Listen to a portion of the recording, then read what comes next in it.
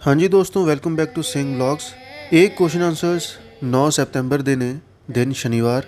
जो दोस्त उदन मौजूद सी वो भी कमेंट करके दस सकते हैं। पहला सवाल, बाबा जी मैं आपका शुक्रिया करने आया हूँ, अंदर से भी ऐसे ही शुक्राना करूँ। तो बाबा जी महाराज ने फरमाया कि बेटा हमें उसको करनी में जाहिर करना है, बातों का मजमून नहीं बनाना। दूसरा सवाल, बाबा जी दोस्त दुश्मन क्यों बन जाते हैं।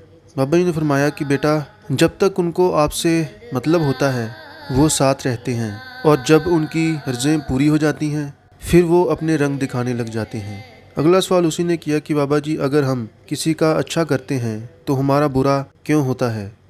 बाबा जी ने फरमाया कि बेटा हमने तो सिर्फ अच्छा ही करना है, कोई हमारा बुरा करता रहे हमें उनसे मतलब नहीं होना चाहिए, क्योंकि हमारी सेवा में निस्वार्थ भाव होना चाहिए। अगला सवाल, बाबा जी आपकी बेटी को दुख क्यों सहने पड़ते हैं। बाबा जी ने फरमाया कि बेटा जब तक आपके कर्म हैं तो आपको दुख सहने ही पड़ेंगे, लेकिन हमने हिम्मत नहीं छोड़नी है। अगर हम हिम्मत रखेंगे तो मालिक बख्शिश जरूर करेगा। अगला सवाल एक लड़के ने किया कि बाबा जी जब भी मैं भजन सिमरन पर बैठता हूँ तो हुजूर जी के दर्शन होते हैं और उनका स्वरूप सामने आता है, तो मन परखों में पड़ जाता है, क्या करूँ बाबा जी। बाबा जी ने फरमाया कि बेटा अगर हुजूर जी दर्शन दे रहे हैं तो हमें ऐसा लगता है कि मन परखों में पड़ रहा है, आप उस चीज़ को हजम करें और उस चीज़ का लाभ उठाएं, परखों में ना पड़ें। अगला सवाल, बाबा जी जिनको नामदान नहीं मिला है वो उस मालिक का अंदर से शुक्राना कैसे कर सकते हैं। बाबा जी ने फरमाया बेटा मालिक का शुक्राना करने के लिए हमारी कोई अवस्था नहीं होनी चाहिए, हर श्वास श्वास मालिक का शुक्राना होना चाहिए। एक लड़की बाबा जी के पास आई और बोली मैं आपसे माफ़ी मांगना चाहती हूँ, सवाल तो मेरे काफ़ी हैं लेकिन मुझे यहाँ पर दो ही पूछने के लिए बोला गया है। तो मैं आपसे पहला सवाल ये पूछना चाहती हूँ कि बाबा जी नामदान के जो शब्द हैं वो गलत उच्चारने से कर्म तो नहीं बनते हैं। बाबा जी ने फरमाया कि बेटा देखिए नामदान के शब्द गलत उच्चारने से कर्म नहीं बनते। आप अंग्रेज़ों को ही देख लें, उनकी तो हिंदी काफ़ी वीक होती है लेकिन वो भी तो शब्द अच्छी तरह से नहीं बोल पाते। तो कहने का मतलब ये है बेटा कि नामदान के शब्द गलत बोलने से कोई कर्म नहीं बनते। मकसद हमारा क्या है, हमने उस पर ध्यान रखना है। फिर उसके बाद लड़की ने कहा कि बाबा जी मेरी नामदान की पर्ची निकली है, मैं आपका बहुत बहुत शुक्रिया करती हूँ। बाबा जी ने पूछा कि नामदान कब मिला। वो कहने लगी कि परसों मिला। तो बाबा जी ने कहा कि बड़ी जल्दी भूल गई है। संगत हंसने लगी। और फिर उस लड़की ने पूछा बाबा जी ये जो नामदान की पर्चियाँ निकलती हैं ये क्या कर्मों का हिसाब होता है। तो बाबा जी ने कहा कि बेटा जो नौटी बच्चे होते हैं उनको पास आने का मौका मिलता है। तो उस लड़की ने बड़े ही प्यार से कहा बाबा जी क्या मैं आपकी नौटी बच्ची हूँ। बाबा जी हंसने लगे और संगत भी हंसने लगी। नेक्स्ट क्वेश्चन, बाबा जी जो देवी देवताओं की पूजा करते हैं वो क्या ठीक है। बाबा जी ने फरमाया कि बेटा देखिए इंसान कमज़ोर है, ये आसान से आसान तरीका ढूंढता है और इसे सहारा चाहिए। मैं आपको ये नहीं कहता कि आपने ये नहीं करना, इंसान को जो आसान से आसान तरीका लगता है ये उसी की तरफ सबसे ज़्यादा आकर्षित होता है। अगर इसको उसमें से कुछ हासिल हो रहा है या उसको कोई मकसद समझ कर करते हैं तो ठीक है, अगर बिना मकसद के कर रहे हैं तो ठीक नहीं।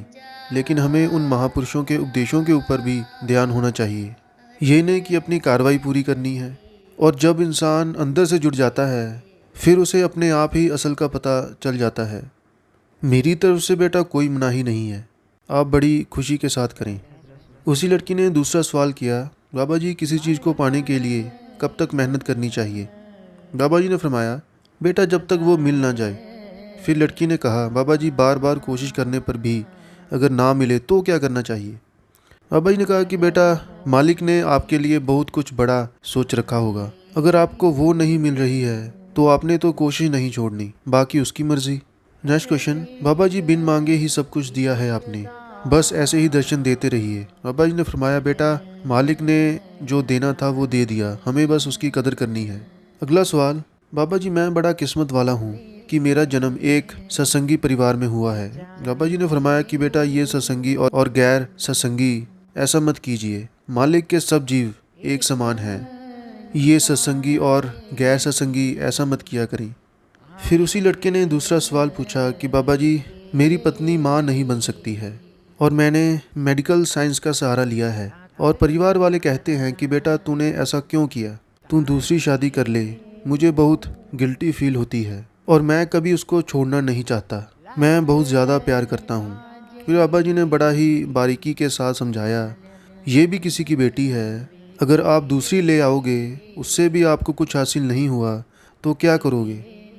बेटा देखिए, आपके लिए जो ये सब कुछ छोड़कर आई हैं, क्या आप उन्हें छोड़ देंगे?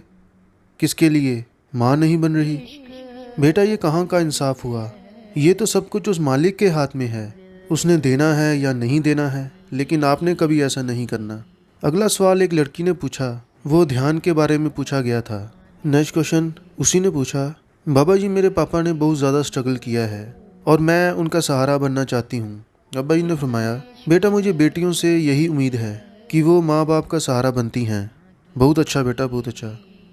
अगला सवाल एक लड़की ने किया, बाबा जी हमसे अगर कोई गलती हो गई हो और हमें वो भजन सिमरन के वक्त याद आ गई हो और हमें वो तंग बहुत कर रही है भजन सिमरन में, तो हमें क्या करना चाहिए?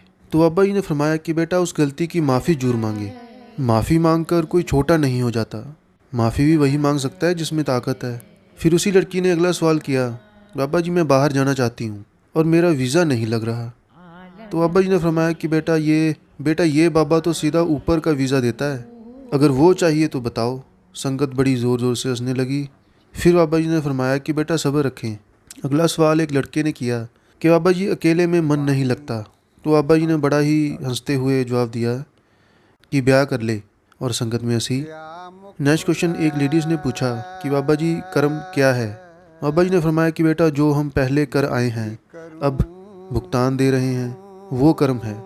जो अब हम कर रहे हैं, ये कर्म है। सारी बात ही कर्मों की है बेटा, अगर आप यहाँ पर हो तो कर्मों करके। अगला सवाल एक लड़के ने पूछा कि बाबा जी सब कुछ भूलकर परमार्थ में आगे कैसे बढ़ें? बाबा जी ने फरमाया कि बेटा ये आसान नहीं है, बैलेंस रखकर चलेंगे तो सब कुछ अच्छा होगा। हर चीज़ में बैलेंस होना चाहिए। ये नहीं कि आप अकेला परमार्थ में ही आगे बढ़ सकते हैं, सब चीज़ों की जिम्मेवारी उठाते हुए हमने परमार्थ के रास्ते पर जरूर चलना है। बस बैलेंस रखें। अगला सवाल, बाबा जी 24 घंटे सेवा कैसे करें?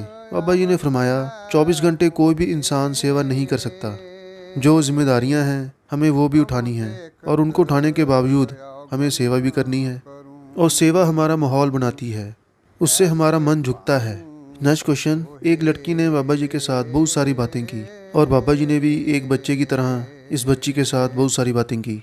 और इस लड़की ने कहा, बाबा जी आप जो जलालाबाद से सेवा लेकर आते हैं, उनको बोल दीजिए कि सेवा में मुझे भी यहाँ पर लेकर आएं।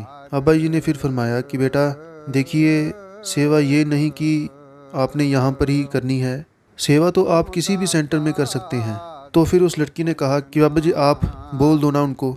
तो बाबा जी ने कहा कि बेटा ऐसे नहीं होता, अभी आप बच्चे हैं और जब आप बड़े हो जाओगे तो आप जरूर आ सकते हैं, इस वक्त आप सिर्फ माँ बाप के साथ ही आएँ।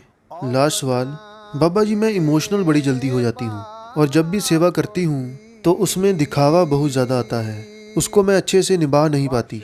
तो बाबा जी ने कहा कि बेटा सेवा करनी है हमें निष्काम भाव होकर, अगर वो चीज़ गिनती में आ जाती है तो वो कबूल नहीं होती है। जब तक हमारे मन में दिखावे की भावना है अब तक ये सफल नहीं हो पाती। अगर हमारे मन में निस्वार्थ भाव होगा तो वो सेवा कबूल होगी। फिर उसी लड़की ने कहा कि बाबा जी मैं आपका और मम्मी पापा का नाम रोशन करना चाहती हूँ। बाबा जी ने फरमाया कि बेटा नाम तो बड़े तरीके से रोशन किया जाता है, आप किस तरीके से नाम रोशन करना चाहते हैं, अच्छे तरीके से या गलत तरीके से? लड़की ने कहा बाबा जी अच्छे तरीके से। बाबा जी ने कहा फिर ठीक है। ये पावे गर्दन मार